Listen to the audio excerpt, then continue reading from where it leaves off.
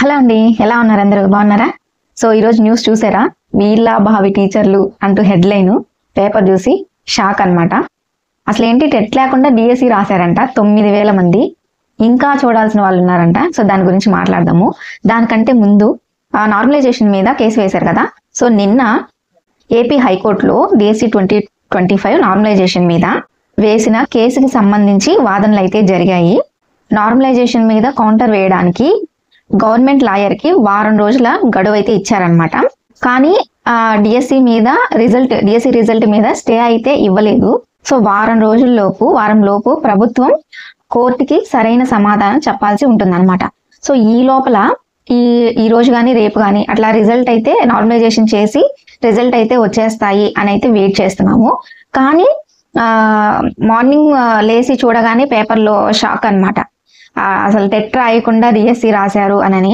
ఇంకోటి ఏంటంటే టెట్ లో వచ్చిన మార్కుల్ని తప్పుగా నమోదు చేశారంట 35,000 మంది దాకా. సో అంటే వాళ్ళకి వచ్చిన ఎక్కువ స్కోర్ ని కాకుండా తక్కువ స్కోర్ ని అప్లై చేసి ఉండొచ్చు. సో అలాంటి వాళ్ళు తప్పుగా అప్లై చేసిన వాళ్ళు 35,000 మంది ఉన్నారంట. సో అంటే టెట్ ఎలిజిబిలిటీ కన్నా తక్కువ మార్క్స్ వచ్చిన హాల్ టికెట్ నెంబర్తో అప్లై చేస్తుంటే ఇంకా వాళ్ళు క్వాలిఫై కానట్టే కదా. సో అలాంటి వాళ్ళు కూడా 35,000 మంది ఉన్నారంట.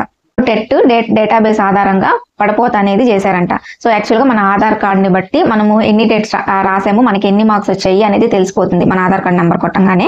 సో అట్లాగా దాని బేస్ ఆధారంగా వడపోత అయితే జరిగింది. డిఎస్సి టెట్ లేకుండానే డిఎస్సి రాసిన వాళ్ళు 2,000 మంది, ఇంకా తేల్చాల్సిన వాళ్ళు 9,000 మంది ఉన్నారంట. సో దీని గురించి విద్యాశాఖ అయితే క్షుణ్ణంగా పరిశీలిస్తున్నారు. సో 2-3 రోజుల్లో మనకి రిజల్ట్స్ అయితే వస్తాయి. వాటిపైన అభ్యంతరాలకు అవకాశం ఇస్తూ అలాగే ఎలాంటి పొరపాట్లు లేకుండా తగిన జాగ్రత్తలు అయితే తీసుకుంటున్నాము అని ఈరోజు న్యూస్ పేపర్లో రావడం జరిగింది. పొరపాట్లకు తావు లేకుండా జాగ్రత్తలు తీసుకుంటున్నారు అని ఈరోజు న్యూస్ పేపర్లో వచ్చింది. సో దానికి సంబంధించి న్యూస్ లో ఈరోజు ఏమొచ్చింది అనేది మీరు కూడా ఒకసారి చూడండి. టెట్ లేకుండానే డిఎస్సి రాశారు, 2,000 మంది అనర్హులుగా అయితే గుర్తించారు. యాక్చువల్గా టెట్ ఉంటేనే డిఎస్సిలో టీచర్ ఉద్యోగాలు అనేవి వస్తాయి. టెట్ లేకుండా డిఎస్సిలో టాపర్గా నిలిచిన ప్రయోజనం ఉండదు. కానీ ఏమనుకున్నారో ఏమో కానీ దాదాపు 2,000 మంది అభ్యర్థులు టెట్లో అర్హత లేకుండానే మెగా డిఎస్సి 2025 పరీక్షలు అయితే రాశారనమాట. దరఖాస్తు సమయంలో టెట్ మార్కులు నమోదు చేయాలి, సర్టిఫికేట్ అప్లోడ్ చేయాల్సిన అవసరం లేదు. టెట్ రాసిన సంవత్సరం హాల్ టికెట్ నంబర్ మార్కుల వివరాలు ఇస్తే సరిపోతుంది. ఈ క్రమంలో టెట్లో అర్హత సాధించని వారు కూడా అనేక మంది దరఖాస్తు చేసుకున్నారు. తీరా ఇప్పుడు వారు ఇచ్చిన హాల్ టికెట్ నంబర్ల ఆధారంగా టెట్ డేటాబేస్తో సరిపోల్చగా వారి టెట్ అర్హత వివరాలు అయితే కనిపించడం లేదు. అలాగే మరో 35,000 మంది టెట్ మార్కులు తప్పుగా నమోదు చేశారు.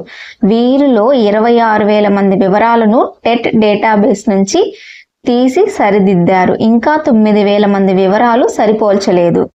టెట్ అర్హత లేకుండా డిఎస్సి రాయడం, టెట్లో మార్కులు ఎక్కువగా చూపించడం వంటి చర్యలు చూసి అధికారులు విస్మయం వ్యక్తం చేస్తున్నారు. దరఖాస్తులో ఎక్కువ మార్కులు చూపించినంత మాత్రాన దానినే ప్రామాణికంగా తీసుకోరు. వారి హాల్ టికెట్ నంబర్ ఆధారంగా వాస్తవ మార్కులను సరిపోల్చుకొని వాటినే పరిగణిస్తారు.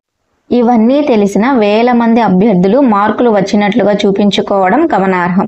మరి కొంతమంది తక్కువ మార్కులు కూడా నమోదు చేసుకున్నారు. ఆన్లైన్లో దరఖాస్తు చేసుకోవడం తెలియని వారు ఇంటర్నెట్ సెంటర్ల ద్వారా దరఖాస్తులు సమర్పించారు.